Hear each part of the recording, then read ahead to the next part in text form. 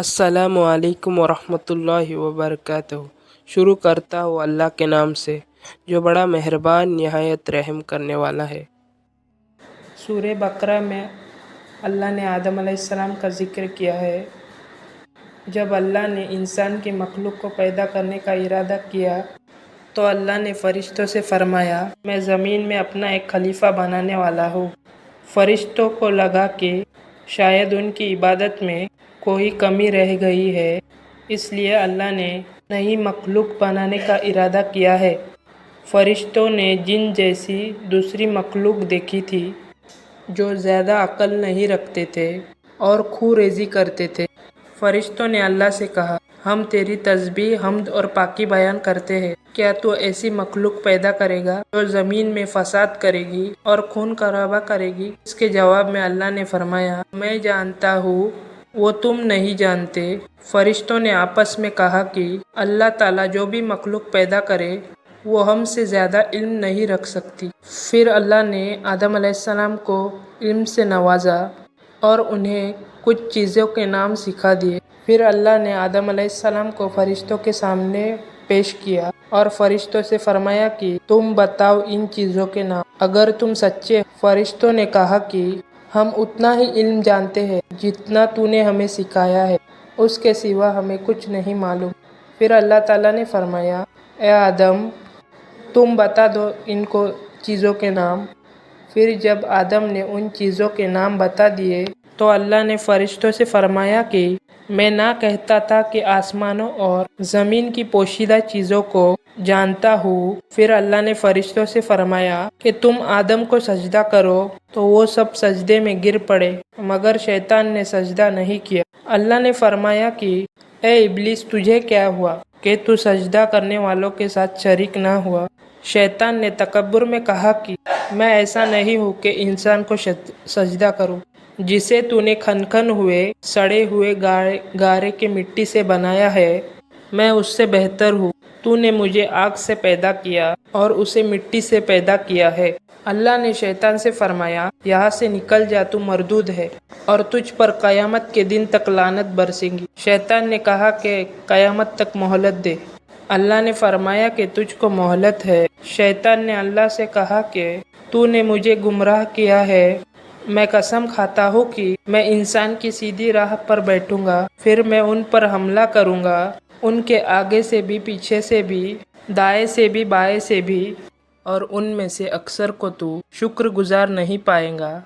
अल्लाह ने फरमाया, तू यहाँ से निकल जा, जलील खार। जो उनमें से तेरा कहना मानेगा तो मैं ज़रूर तुम सब से जहन्नुम से भर दूंगा। बेशक मेरे ख़ास बंदों पर तेरा ज़रा का नहीं चलेगा।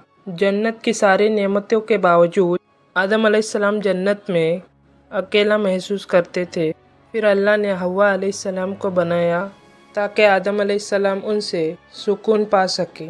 अल्लाह ने फरमाया, ए आदम, तुम और तुम्हारी बीवी जन्नत में रहो, फिर जिस जगह से चाहो तुम दोनों खाओ, लेकिन उस दरख्त के पास मत जाना वरना तुम जालिमों में से हो जाओगे। फिर शैतान ने उन दोनों के दिल में वसवसे डाला और कहने लगा, तुम्हारे रब ने तुम दोनों को इस दरख्त से इसलिए मना किया था कि तुम कहीं फरिश्ते ना बन जाओ या कहीं हमेशा जिंदा रहने वालों में ना हो जाओ। और शैतान ने कस्में तक खा ली कि वो उनका खैर ख्वाह है।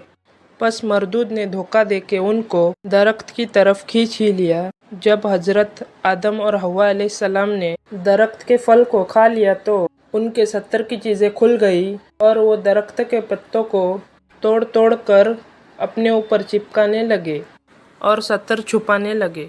फिर अल्लाह ने उनको पुकारा और फरमाया, क्या मैं तुम दोनों को इस दरख्त से मना ना कर चुका था और ये ना कह चुका था कि शैतान तुम्हारा खुला दुश्मन है? हज़रत आदम और हव्वा अलैहिस्सलाम ने कहा कि ए हमारे रब, हमने अपने ऊपर जुल्म किया और आप हमें ना बख्शे और हम पर रहम ना फरमाएंगे तो फिर हम ज़रूर तबाह हो जाएंगे। अल्लाह ने फरमाया, तुम सब जन्नत से नीचे उतर जाओ। अब से तुम एक दूसरे के दुश्मन हो और तुम्हारे लिए ज़मीन पर रहने की जगह है और एक मुद्दत तक नफ़ा हासिल करना। اب تم کو وہی زندگی گزارنی ہے اور وہی مرنا ہے اور وہی پھر سے پیدا ہونا ہے۔ دنیا میں آنے کے بعد آدم علیہ السلام نے اللہ سے 40 سال تک معافی مانگی۔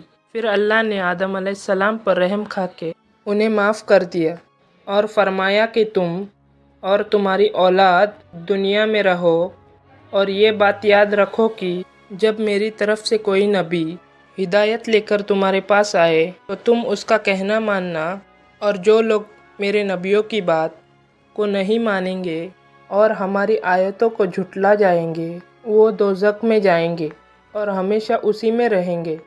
پھر حضرت آدم اور حوا علیہ السلام دنیا میں رہنے لگے، انہی سے انسانوں کی نسل شروع ہوئی۔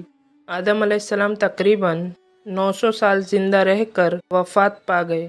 قرآن کے اس واقعے سے ہمیں یہ ہدایت ملتی ہے کہ جب شیطان نے غلطی کی تو اس نے معافی مانگنے کے بجائے تکبر کیا اور اللہ کو ہی اپنی گمراہی کا الزام دیا۔ پر جب آدم علیہ السلام سے غلطی ہوئی تو انہوں نے اپنی غلطی مانی اور فوراً توبہ کری، اور تب تک معافی مانگتے رہے جب تک اللہ کو راضی نہ کر لیا۔